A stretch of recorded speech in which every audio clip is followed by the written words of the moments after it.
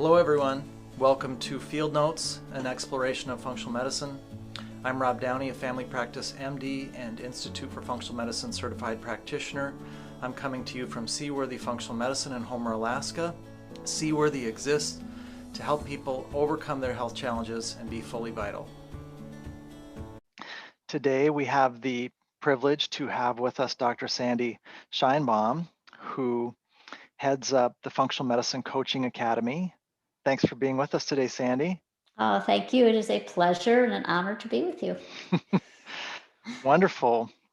Where in the country are you as we speak? Yeah, well, I'm currently in Scottsdale, Arizona, and most of the time I was to be in the Chicago area where I was born and raised, and here for the duration in Scottsdale. Is that a little sunlight I see coming in there? Yes, it is beautiful. Grateful that I have lots of sun here. So. Nice. Well, I want to briefly give a thumbnail sketch of your bio, but please add any dimensions that will help our listeners. And I want to thank our listeners for joining us today. So you are the founder of the Functional Medicine Coaching Academy, and you also have 35 years as a PhD clinical psychologist. Yes. And it'll be fun to talk today about the fact that you saw a need for coaching, functional medicine coaching, and then you formed an alliance and an affiliation with the Institute for Functional Medicine. Those are the folks that certified me and who I feel forever indebted to for giving me my functional medicine toolbox. Are there things that I should add about your bio before we segue into what you do and the value of coaching? Just that I'm a lifelong learner, and that my original background was not where I ended up. So I was, well, actually, that's incorrect. I was a teacher, and I'm now a teacher. So I did go back to my roots, but I started out in elementary education, learning disabilities in particular, and then got my doctorate in clinical psychology. And along the way, had a lot of specializations that were in areas that were non-traditional. So mind-body medicine, positive psychology when was first beginning, and took all of those learnings, those philosophies, and integrated them into a curriculum that included functional medicine principles to train health coaches. Thank you. And it's an important time to thank you for what you do and for the folks that you're getting into the world with their coaching toolbox, because we have so many people right now that have been part of my functional medicine practice here in Homer, Alaska, who have benefited from two coaches you trained, Christine Blandford, a nurse, and Christina Blandford and Carol Comfort, both functional medicine coaching academy certified coaches.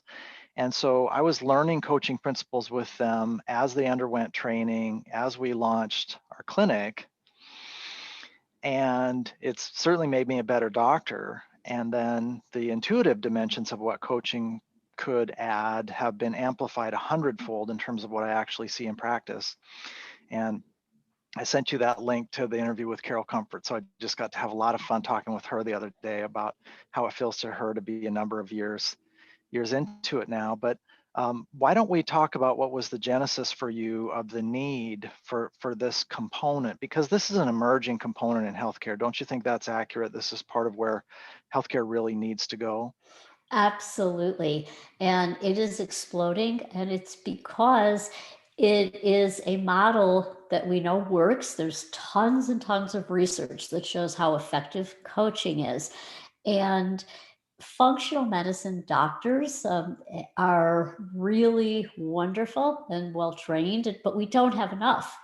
And so they couldn't possibly serve everybody. And it is a process when you practice functional medicine that involves often very complicated approaches, very sophisticated lab testing and follow-up, so food plans and supplement plans. And it's often hard and it's often overwhelming for a lot of people. Like, how do I get started? How do I do this?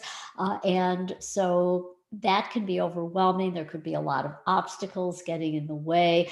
And so, what a coach can do is help somebody be their cheerleader and break things down into tiny steps. Find out, well, where do you want to start? You've got this treatment plan by the doctor, and any questions? Does this seem right? Where would you like to start this process? And so that's what's so beautiful about the coaching process. It's like having your own personal cheerleader, your guide, your support, and somebody who will listen. And I think that's the most important. First and foremost, a coach listens without any judgment. And people need to be heard. And when you feel that you're heard, that you're understood, it's so healing. It's so powerful. Mm. And I can attest to that when I talk to the people that I work with, and they say that they're getting traction, and I think it's such a relief to them, because the overwhelm I see now in retrospect was a non-starter for many folks that I was seeing 8 years ago, 7 years ago, 6 years ago, before I had coaches. And it's poignant for me that I didn't know to what degree that not having the coaching meant that those folks' cases weren't getting off the launch pad, but they would just sort of not get going, or not follow up, or report poor results. And then what I learned from Carol and Christina's work was that there were steps that the doctor wasn't aware of, because a lot of people felt that it was a sign of failure to report things like, well, how the heck am I going to organize my supplements if I'm not even brushing my teeth, right? I'm so tired. And of course, they want the functional medicine doctor to find the adrenal fatigue or find the thyroid optimization switch. But if they don't have a person giving them a set of steps like how to get out of bed, do you think that's reflecting some of the stories and themes that you're seeing emerge as because now you're hearing from your coaches, right? You're hearing what they're experiencing on the ground. Is that an accurate vignette of kind of broader themes?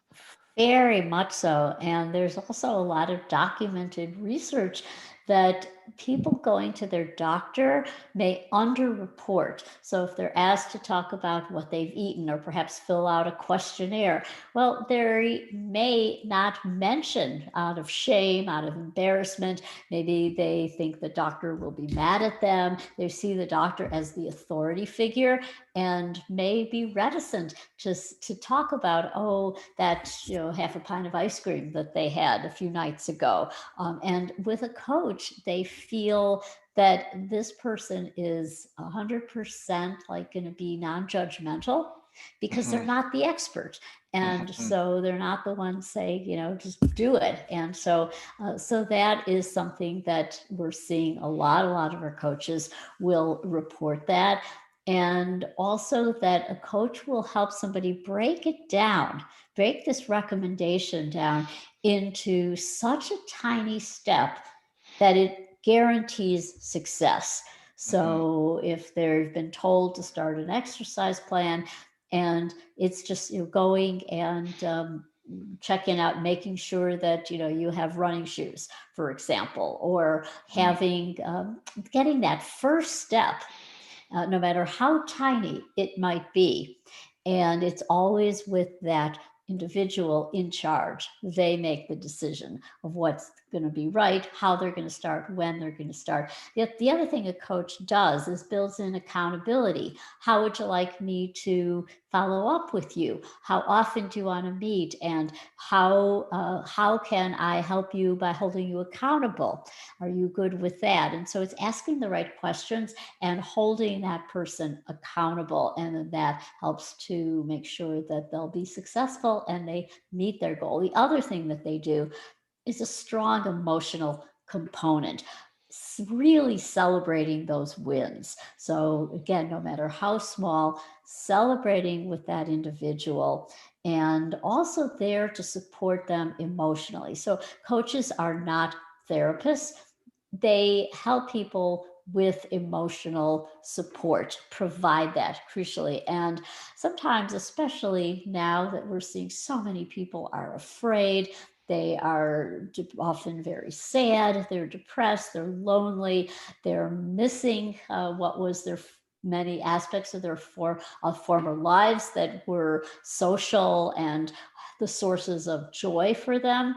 And we don't want to see these people labeled with a psychiatric diagnosis, because this is a state that they are not going to be, we wouldn't want to saddle them with this diagnosis and be told they need psychotherapy for a long period of time. A coach normalizes those feelings, let them know, hey, like, you're not alone. And Mm-hmm. often can establish groups for people getting together when they see, oh, like, we all feel this way. There's nothing wrong with me that I am experiencing these feelings. And then that helps to have a solution and then ultimately feel better and have a different mood state. So that's a really important fact, that although they're not therapists, but it's a therapeutic relationship, and that results in better mental health. Mm.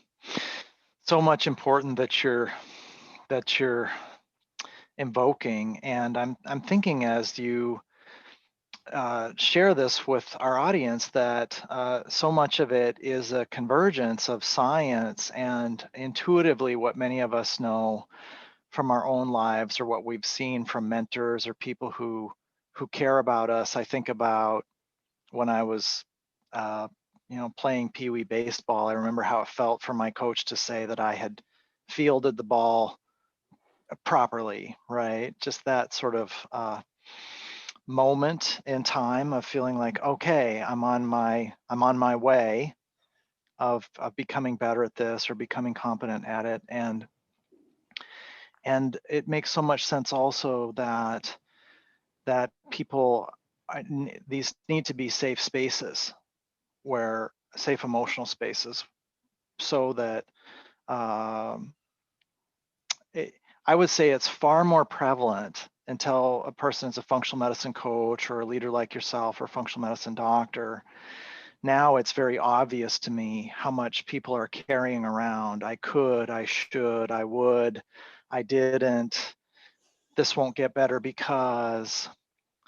And so without that entry portal being safe to say, hey, here's what's going on, they're sort of they're sort of stuck.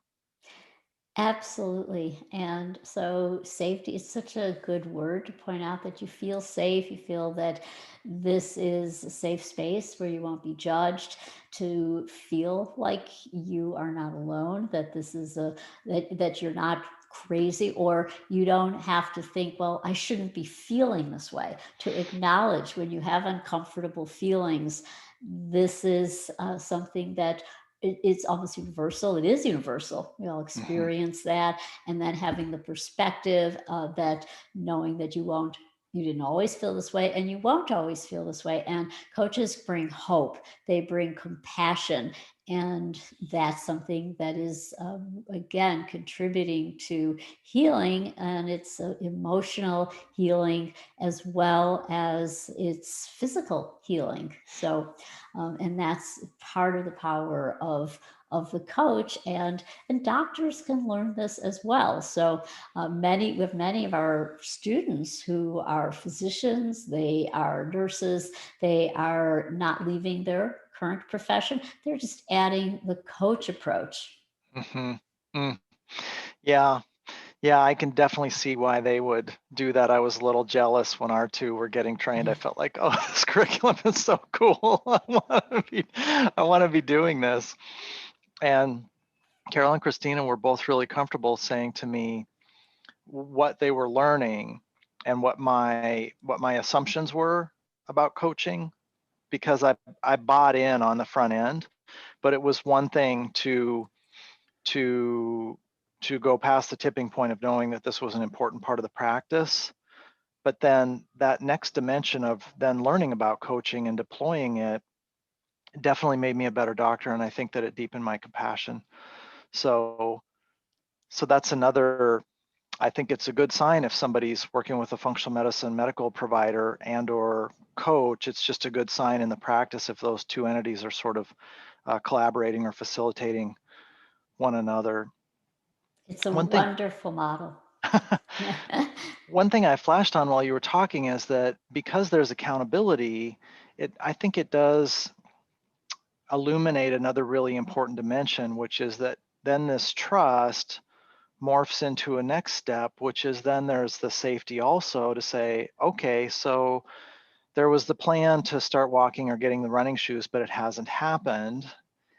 And again, with a sports coach or a parent or a good friend, those people who hold us accountable, there's also a loving assertiveness there of, okay, so what's next? This does matter. What's next?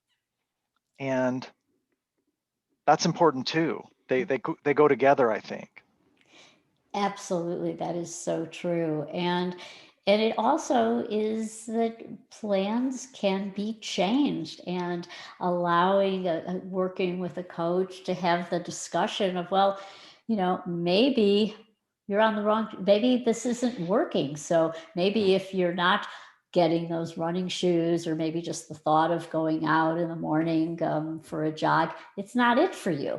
And Mm-hmm. is there anything else like it? So if they've already established, and that comes through asking the right questions, like, what do you want your health for?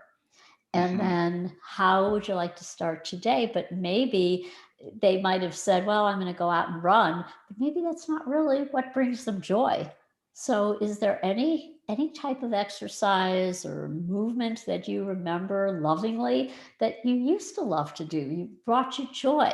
So perhaps it's, well, maybe I've always wanted to go do a Zumba class, and now that's offered online. Or perhaps it was that you were going out for that jog alone. Do you like to work out with other people? Perhaps is there a friend? Is there somebody else that you could go with? Perhaps you were starting out and you were saying, I'm going to go out for an hour. But we know, especially from BJ Fogg's work and Tiny Habits, start really small. Say, I'm going to go to the end of the block and back. Oh, I can do that. Mm-hmm. So that's where you start, and you don't jump to a bigger goal. You just keep it that, because maybe they get to the end of the block and, well, I could go a few houses further, or I could go 5 minutes more, and then you celebrate that win. And so that then becomes the pathway in terms of meeting a goal and feeling good about. I think this is really important for people to hear. I think one of the most important groups in our audience that may be listening may have these areas that they feel stuck or they feel fatalistic that they won't get better. Movement, I think, is a great example. I can think of very few people whose success plan, when they were in the sustainability mode of moving consistently in the way that they love, very few of them statistically ended up with what they described to me at the beginning of the process. And so to me, it's kind of like a, one of these kids choose your own adventure book. Yes. Yeah. so, so we wouldn't expect somebody to. It does become intuitive then that like the process changes organically in response to the inputs. So the person can't sort of jump 7 steps ahead and say, well, what's my exercise plan going to feel like when I'm up to running an hour a day, 5 days a week? Because they'll have passed 7 junctures in the choose your own adventure point by the time they're moving that consistently. And I've been flagging that a lot because I think Americans, and maybe this is beyond the United States, but I've always practiced in the United States and I grew up here. It seems to me that Americans have this sort of black or white, like, well, I've been sort of sedentary and now I'm going to jump up to this consistent athletic explosion. That's what the doctor is asking me to do. And so maybe they feel that it's weak or wimpy to just walk to the end of the block and back. And I find that I have to kind of underscore the science that this incremental doable change connected to existing habits is really where it's at. So to please be compassionate and patient, or give it a try. This seems just super important to me. Absolutely. It is really crucial. And we tend to think that more is better, and it's not necessarily so.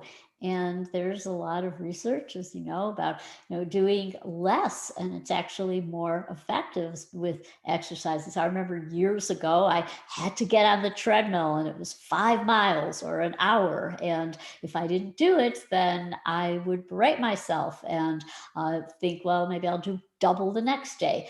And now I just have short bursts. I call them exercise snacks throughout the day. And I know many people have done that successfully as well. It seems doable. So you start with things that are doable. And that's something a coach can guide people through. Maybe you start with one push up and see where it goes. And so you start with accomplishable goals as opposed to taking on something that might be too much, where you might get discouraged and you might not follow through. Yeah. Well, can I ask you, have there been surprises now that you've been doing this for some years? What's your sort of mastery level of advice for people who'd want to work with a coach now compared to before you started the coaching academy? What have you learned on your journey about how people work most effectively with coaches? So the Mm, power of virtual. We knew this. There was data before showing this was with psychotherapy, that this was mostly done with phone coaching or phone psychotherapy, that it was as effective. But the world wasn't like it is now, where we're using virtual as a platform so much more. And we know now that this is just as effective. And in many ways, it's more effective. Why would it be more effective?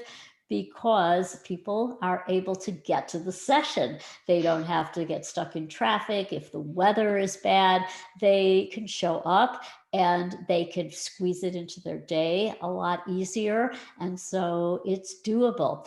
And if we extend that to a group visit, it becomes really powerful. I think that's where we're going to see big growth, because sometimes people can't afford functional medicine services.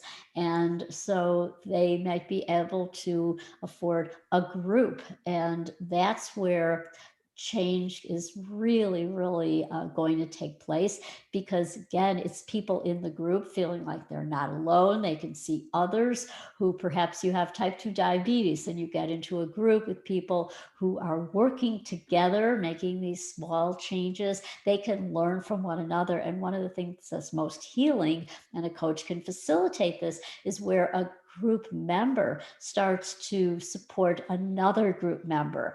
And this is just really the possibilities for people getting together and getting well together are very, very exciting. The other area that's exciting, that wasn't around when I started so much 5 years ago, would be this merger of coaching with technology, specifically remote devices like wearables. We're seeing so many more of this that's coming on the market. So we have watches. More and more companies are bringing into the marketplace the smartwatches, where you can see not only the steps that you've walked, but also you can see your heart rate, and you could see many other things. We have continuous blood sugar monitors, the CGM, continuous glucose, where you wear this for a few weeks and you can get a lot of information. Aura ring, which can track your sleep, for example. We can track body temperature. A coach can be somebody who is with you, helping you to make sense of this data, but also saying, okay, it looks like, seems like you haven't slept in 5 nights. What do you think about getting in touch with your doctor to see what's going on here? And so a coach can be that bridge between the person who is wearing the device and the doctor, because often your doctor they have a busy practice. They might not have the time to really sit and track all of this information, but a coach is going to work with their client and really pay attention to all this. It's so exciting, isn't it? It's just an incredible convergence.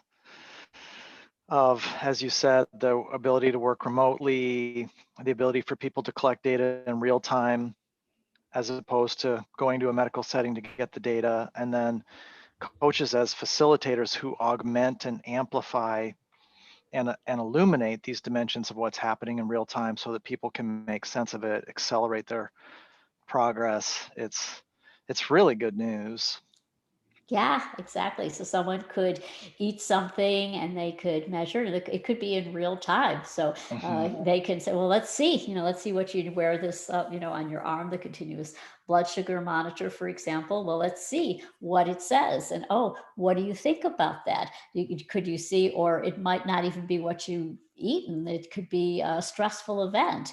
What are your thoughts on the connection between maybe you had a fight with your spouse and then you took that reading and it was really high. Any thoughts about that? And so how you could change that, do it differently next time. So it's very powerful as data, and then the coach could help that person make sense of it and come up with a plan going forward. How well, maybe what would it be like if you didn't eat that late at night? Would you like to see Mhm. that for tomorrow and see? Then you Mhm. take your reading of your blood glucose and see, maybe did that have an effect in what it was like early in the morning when you read it first thing? It is such a change for me because I was trained over 20 years ago. And so when I started my journey in medicine as a medical provider, as an MD, I had sort of a cookbooky sensibility about it.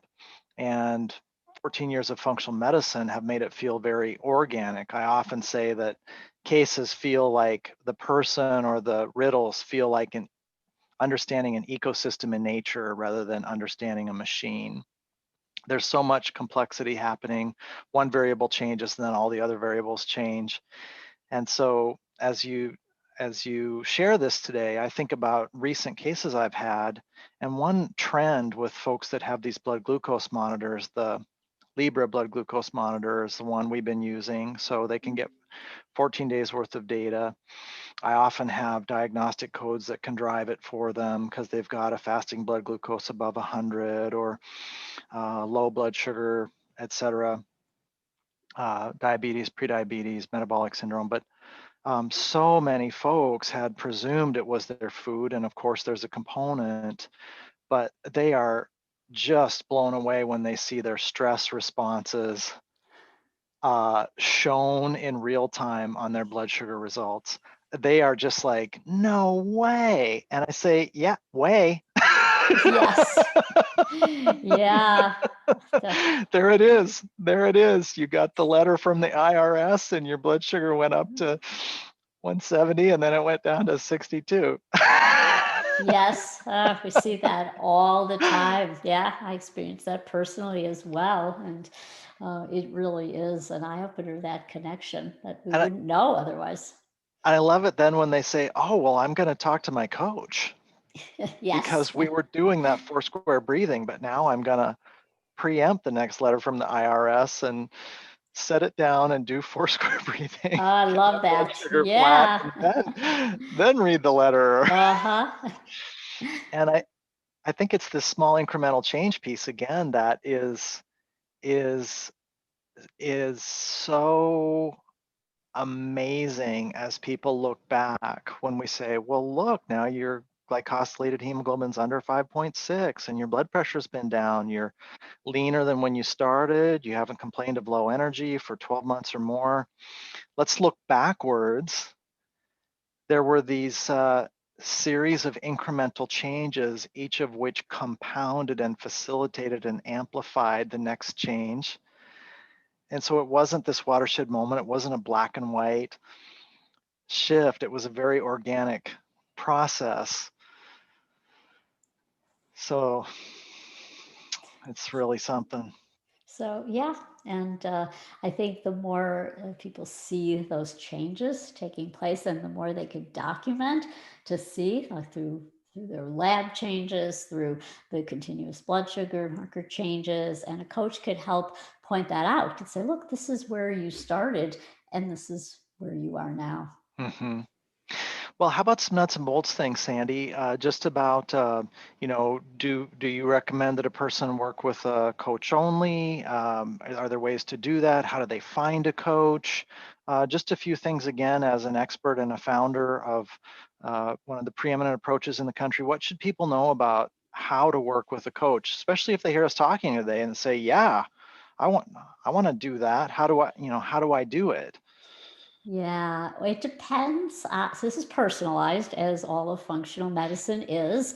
It's no one size fits all. And so you look at where you are in terms of your health. So if you are somebody who has a lot of energy, and you are what you would call in good health, and are not perhaps taking medications and don't have any diagnosed conditions, and you're interested in prevention. You want to continue to stay well. And then you would have a coach, and that would be the way to go. We have a Find a Coach on our website, functionalmedicinecoaching.org. You can find a coach. They don't even have to be in your local area. You could be seeing somebody we have international coaches. So that would be one route.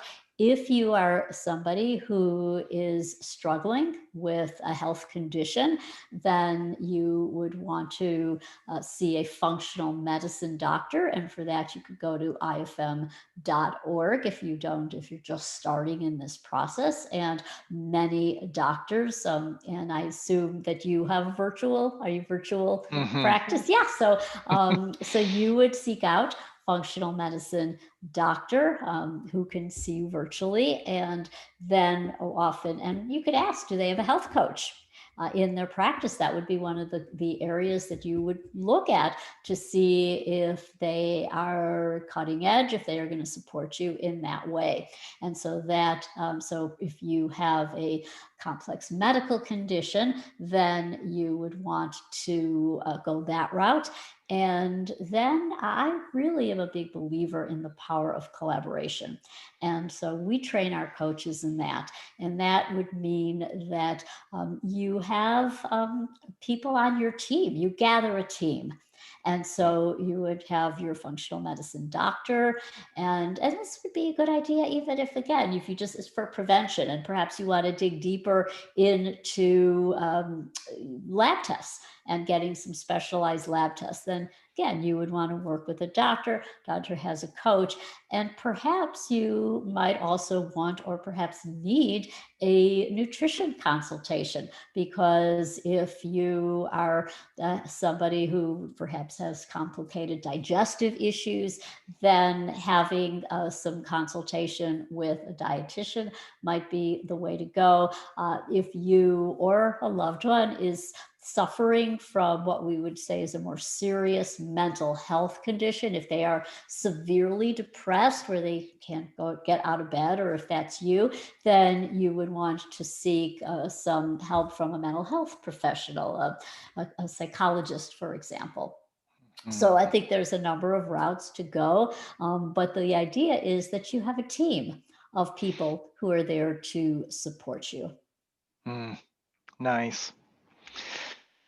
Are there things that you think, if you had to pick one thing that you think is most important for people to know about coaching or success with functional medicine? Did we get to it already today, or do you want to add Yeah, that at this juncture?